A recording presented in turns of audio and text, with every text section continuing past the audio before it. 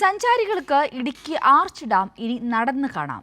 ജലവിഭവ വകുപ്പ് മന്ത്രി റോഷി അഗസ്റ്റിൻ കാൽനട യാത്രയ്ക്കുള്ള ടിക്കറ്റ് വിതരണോദ്ഘാടനം നിർവഹിച്ചു. ഇടുക്കിയിലെത്തുന്ന സഞ്ചാരികളുടെ വർധനവ് കണക്കിലെടുത്തും എല്ലാ സഞ്ചാരികൾക്കും ഡാം കാണാൻ അവസരം ലഭിക്കണമെന്നതും പരിഗണിച്ചാണ് സർക്കാർ കാൽനട യാത്രികർക്ക് അനുമതി നൽകുവാൻ തീരുമാനിച്ചതെന്ന് ടിക്കറ്റ് വിതരണോദ്ഘാടനം നിർവഹിച്ച് മന്ത്രി റോഷി അഗസ്റ്റിൻ പറഞ്ഞു. സുരക്ഷാ മാനദണ്ഡങ്ങളോടെയാണ് ഡാമിൽ സന്ദർശന അനുമതി നൽകിയിട്ടുള്ളത്. രാവിലെ 10 മുതൽ വൈകിട്ട് 3:30 വരെയാണ് ഡാം സന്ദർശന സമയം. കാൽനടയാത്രയ്ക്ക് മുതിർന്നവർക്ക് 50 രൂപയും കുട്ടികൾക്ക് 30 രൂപയുമാണ് ടിക്കറ്റ് നിരക്ക്.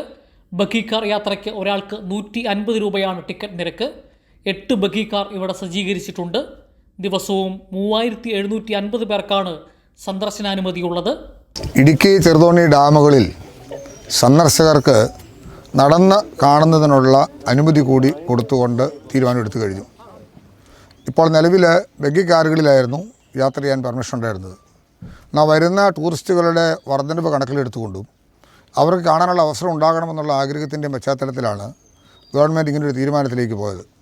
വൈദ്യുതി മന്ത്രിയുടെയും കൂടെ സാന്നിധ്യത്തിൽ principal secretary power, board chairman, hydel tourism director ഉൾപ്പെടെയുള്ള ജനപ്രതിനിധികളും അതോടൊപ്പം തന്നെ ഡിപ്പാർട്ട്മെൻറ്റ് ഉദ്യോഗസ്ഥരും തിരുവനന്തപുരത്ത് വൈദ്യുതി മന്ത്രിയുടെ ഓഫീസിൽ ചേർന്ന യോഗത്തിൽ വെച്ചാണ് തീരുമാനം എടുത്തിട്ടുള്ളത്. 2500 പേർക്ക് ഓൺലൈൻ മുഖേന കാൽനടയാത്രയ്ക്കും 1248 പേർക്ക് ബഗ്ഗി കാർ സേവനം പ്രയോജനപ്പെടുത്തിയും ഡാം സന്ദർശിക്കാം. ഓൺലൈൻ ബുക്കിംഗിൽ യാത്രക്കാർ പൂർണ്ണമായില്ലെങ്കിൽ സ്പോട്ട് ടിക്കറ്റിംഗ് സംവിധാനവും പ്രയോജനപ്പെടുത്താം. നിലവിൽ ബഗ്ഗി കാറുകളിൽ മാത്രമായിരുന്നു സഞ്ചാരികൾക്ക് സന്ദർശനാനുമതി നൽകിയിരുന്നത്.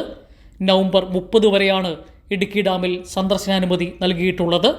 കൈരളി ന്യൂസ്, ഇടുക്കി.